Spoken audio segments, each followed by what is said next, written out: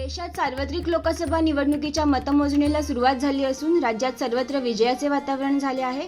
प्रत्येक पक्षाचे उमेदवार आणि कार्यकर्ते आपणच विजयी होणार असा विश्वास व्यक्त करत आहेत। राज्यात कोकण विभागातील दोन्ही मतदारसंघात महाविकास आघाडी विरुद्ध महायुती अशी स्पर्धा असून दोन्ही मतदारसंघातील उमेदवार मतमोजणी केंद्रावर उपस्थित झालेत। रायगड लोकसभा मतदार केंद्राची मतमोजणी अलिबाग येथील जिल्हा क्रीडा संकुल नेहुली येथे सुरू असून महायुतीचे सुनील तटकरे आणि महाविकास आघाडीचे अनंत गीते मतमोजणी केंद्रावर सकाळीच दाखल झाले। मतमोजणीला सुरुवात होईल आणि थोड्याच कालावधीत निकाल समोर येईल। कसं बघताय, काय भावना आहेत?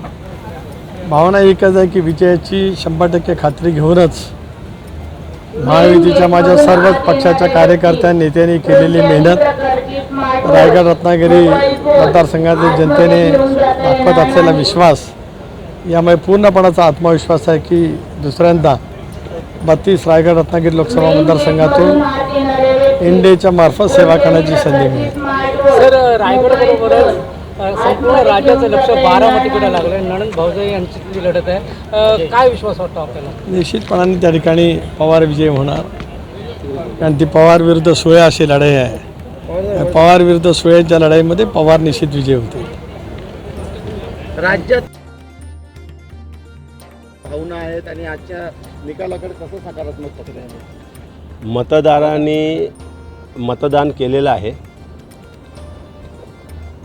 आणि आज फक्त औपचारिकता शिल्लक आहे आणि त्यामुळे या निवडणुकीमध्ये रायगड लोकसभा मतदारसंघातील मतदारांनी महाविकास आघाडीचे उमेदवार म्हणून शिवसेना उद्धव बाळासाहेब ठाकरे पक्षाचे आनंद गीते यांना निवडून देण्याचा निर्धार केला होता, निर्णय घेतला होता आणि त्याप्रमाणे मतदान झालेलं आहे। आज फक्त औपचारिकता आहे, ही औपचारिकता पूर्ण होईल आणि मतमोजणी झाल्यानंतर विक्रमी मतांनी विजय होऊन मी इथून जाणार आहे। धन्यवाद सर। आतापर्यंत रायगड लोकसभा निवडणूक मतमोजणीच्या 7 फेऱ्या झाल्या असून सुनील तटकरे आघाडीवर आहेत।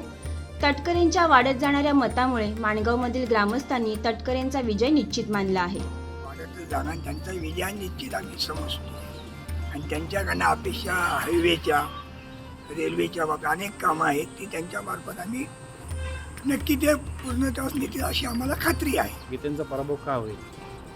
गीतेने त्यांचा प्रचार करताना हिंदू होऊन मतदार ह्याच्यात न फिरता विशिष्ट समुदायामध्ये ते फिरले व त्यांना वाटलं की हिंदूंच्या मतांची त्यांना गरज नाही असं वाटलं, त्यामुळे हिंदूंनी चीड व्यक्त केलेली आहे मतपेटीतून, म्हणून त्यांची वाटचाली पराभूत होण्याकडे आहे।